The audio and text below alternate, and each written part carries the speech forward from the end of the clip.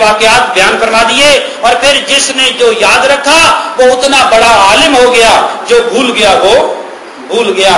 مصطفیٰ کریم کی باتوں کو یاد رکھنا ہی تو علم ہے، اور کوئی علم نہیں ہے یاد رکھے۔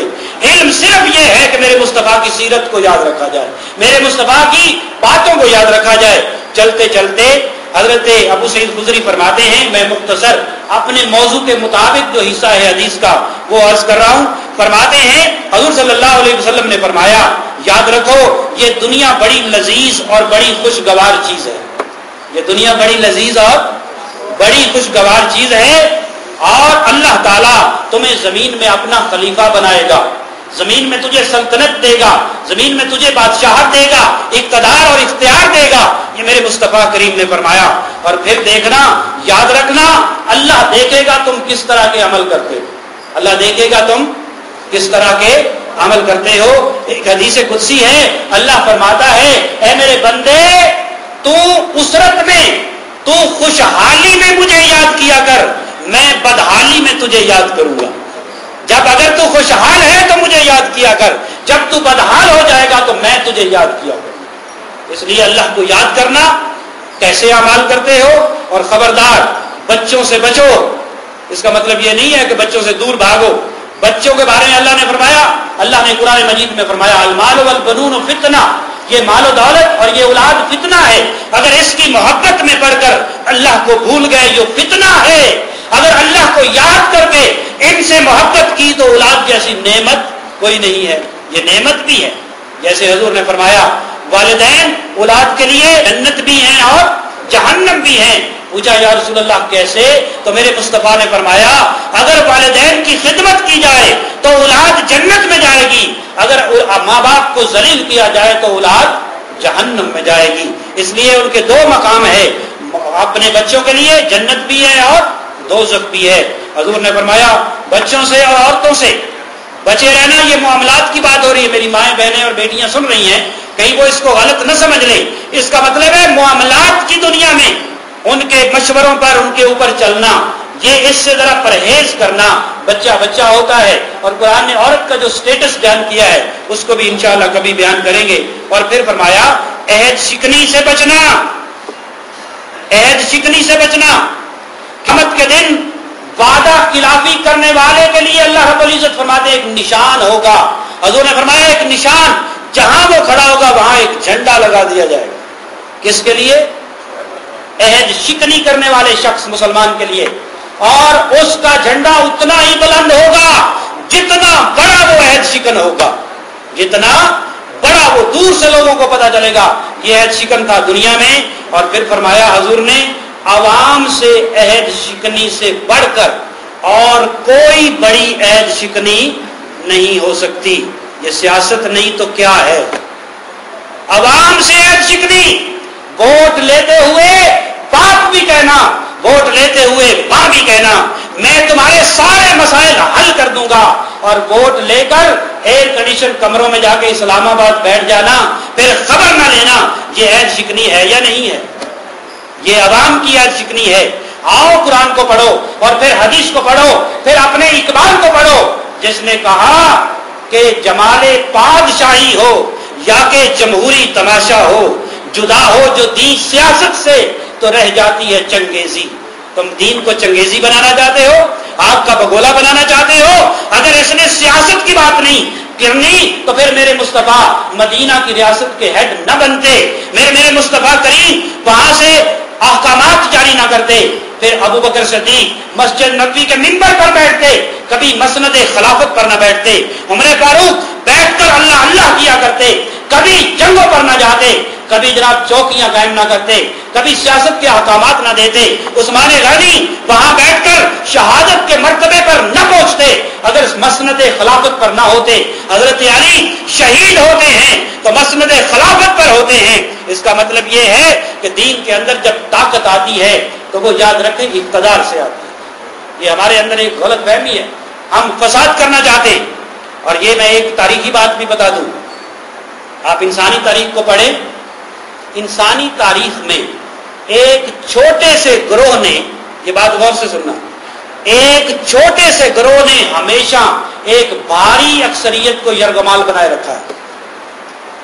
رولا زیادہ ڈالتے ہیں، شور وہ زیادہ کرتے ہیں، دین کے معاملے میں بھی تھوڑوں نے زیادہ کو یرغمال بنا رکھا ہے، شروع سے لے کر آج تک، سیاست کے معاملے میں بھی، پبلک کے معاملے میں بھی، بیوروکریسی کے معاملے میں بھی، کسی طرف چلے جائیں چند لوگوں نے ایک بھاری اکثریت کے حقوق پر قبضہ کیا۔ دنیا میں بھی یہی ہو رہا ہے، دنیا میں بھی ایک ملک ہے جو ہر ملک کی تقدیر سے کھیل رہا ہے، اور ہم ڈرے بیٹھے ہیں۔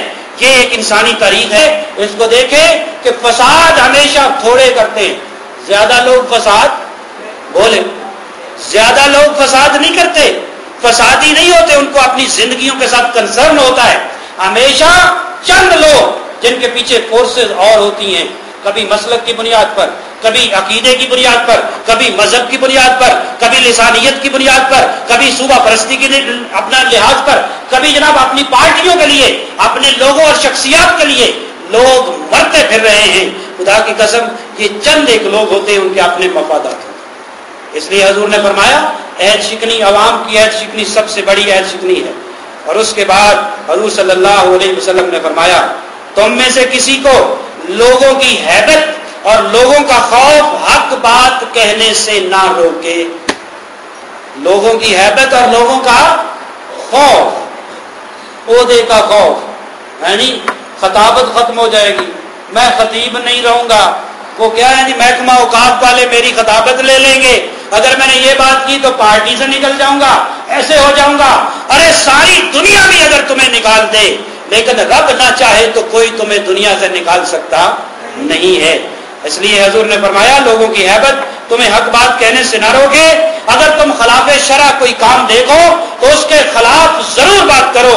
حضرت ابو سعید خدری فرماتے ہیں، صحابہ فرماتے ہیں کہ ابو سعید خدری یہ بات کہہ کر رو پڑے، آپ کی آنکھوں سے آنسو آ گئے اور فرمانے لگے ہم نے اپنی آنکھوں سے غیر شرع باتیں دیکھی لیکن لوگوں کا خوف ہمیں حق بات کہنے سے روک رہا تھا، روکے رکھا۔ مسلمانوں یاد رکھو جب کوئی غیر شرع بات دیکھو تو اس کو کم از کم اپنے دل میں ضرور برا جانا کرو، اس کا حصہ نہ بنا کرو۔ اس کے بعد حضور صلی اللہ علیہ وسلم نے ایک اور حدیث پاک ہے، حضرت حذیفہ رضی اللہ تعالیٰ عنہ راوی ہیں، ترمذی شریف کی حدیث ہے، حضور فرماتے ہیں اللہ مجھے اس ذات کی قسم جس کے قبضہ قدرت میں میری جان ہے، تم لوگ لازماً نیکی کا حکم دیتے رہو گے، برائی سے روکتے رہو گے، ورنہ ان قریب تم پر ایسا عذاب اللہ بھیجے گا کہ پھر تم پکارتے رہو گے، چیختے رہو گے، لیکن تمہاری سنوائی نہیں ہوگی۔ آج ہو رہی ہے، لوگ چیخ رہے ہیں کہ نہیں چیخ رہے؟ کل بھی آپ نے کوئی تصویر دیکھی ہوگی اتنی سی بچی کی جس کے پورے خاندان کو میزائل سے مار دیا گیا، جس کے بہن بھائیوں کی لاشیں تڑپ رہی ہیں، جس کے باپ کا لاشا تڑپ رہا ہے، جس کی ماں تڑپ رہی ہے، وہ بچی روئے تو دہشت گرد بن جاتی ہے۔ اور آج ہمارے میڈیا پر بھی ایسے لوگ آ کر یہ کہتے ہیں کہ وہ 5 سال سے ہمارے پاس چھپا رہا، انہیں شرم نہیں آتی کہ ہمارا یہ ملک ہے، ہماری یہ ماں ہے، یہ سارے ڈرامے ہیں جو رچائے جا رہے ہیں۔ یہ ہو نہیں سکتا کہ ایک ڈائلیسس کا مریض ہو پچھلے 10 سال سے اور وہ زندہ چل رہا ہو، ڈائلیسس کا مریض ہو اور اس کی 3 بیویاں حیات اس کے پاس ہوں، یہ ہو نہیں سکتا۔ ان کے اندر بھی نہ عقل ہے، انہیں بھی ڈالر ملتے ہیں، انہیں بھی پیسے ملتے ہیں۔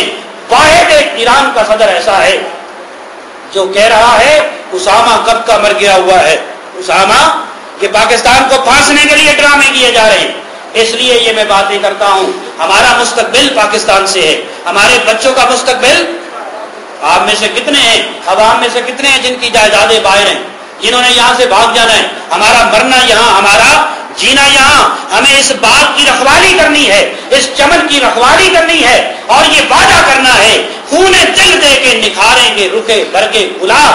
ہم نے گلشن کے تحفظ کی قسم کھائی ہے، قسم کھا کر ہمیں اس میں رہنا اور جینا ہوگا، اور ہمیں ایک ایسے انسان اور مسلمان کی طرح جینا ہوگا کہ جس کی زندگی، جس کا لیڈر یہ کہتا ہے کہ مسلمان کی یا شیر کی ایک دن کی زندگی گیدڑ کی 100 سالہ زندگی سے بہتر ہے۔ اگر ایک دن کی زندگی ایسے گزار لی 100 سال غلامی سے جینے سے بہتر ہے۔ یہ سبق آپ کو ہر کسی نے دیا ہے، کربلا کے باسی نے بھی یہی سبق دیا ہے، اقبال نے بھی یہی سبق دیا ہے، قائد اعظم نے بھی یہی سبق دیا ہے، اور یہ صوفیاء کرام نے بھی یہی سبق دیا ہے کہ سبق پھر پڑھ، صداقت کا، عدالت کا، شجاعت کا، لیا جائے گا کام تجھ سے دنیا کی امامت کا۔ اللہ ہم کو